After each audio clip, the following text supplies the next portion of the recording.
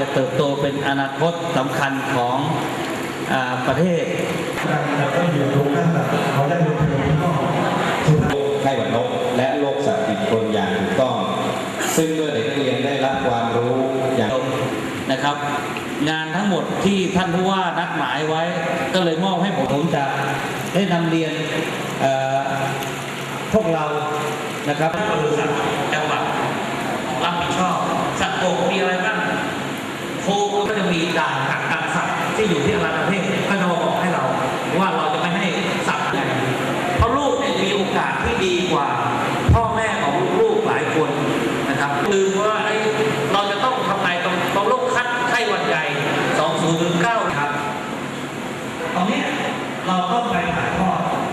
ให้กับคนไปสร้างยังไงไปบอกไปจับกลุ่มคุยกันโรคนี้เป็นอย่างนี้นะไปถ่ายทอดแล้วไปสร้างเกิดนะครับลูกอาจจะเป็นผู้ช่วยแพทย์ประจำตำบล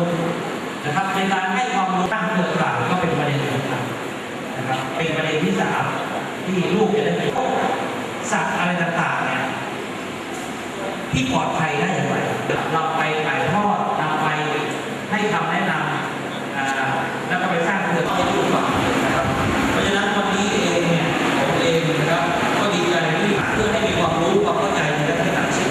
ลักษณะนี้เช่นเดียวกันนะครับก็จะเป็นเอกสารเผยแพร่ความรู้เกี่ยวกับทางด้าน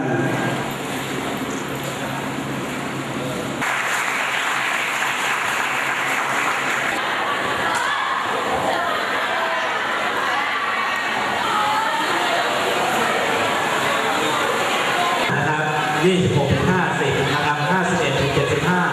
76 ถึง 100ก็นำเรียนครับโรคไข้หวัดนกนี่นะครับแล้วก็โรคสัตว์ติดคนเนี่ยมันเป็นโรคที่จริงๆมาจากสัตว์ส่วนใหญ่ก็จะเป็นสัตว์ปีกนะฮะสัตว์ปีกเป็นส่วนใหญ่ที่มันจะเกิดขึ้นมาสมัยในเป็นฤดูกาลครับในส่วนนี้ทางพนักงานปศุสัตว์จังหวัดสระแก้วเองเนี่ยก็มีนโยบายที่จะให้ประชาชนโดยทั่วไปได้เรียนรู้นะครับได้เรียนรู้ว่าทำยังไงเราจะปลอดภัยจากโรคไข้หวัดนกหรือโรคสัตว์ติดคนอันนี้นะครับในขั้นตอนแรกก็คือเราก็ใช้ฝึกอบรมนะครับค่ายเยาวชน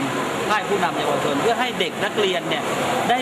เรียนรู้ได้รับทราบนะครับได้รับทราบแล้วก็นำไป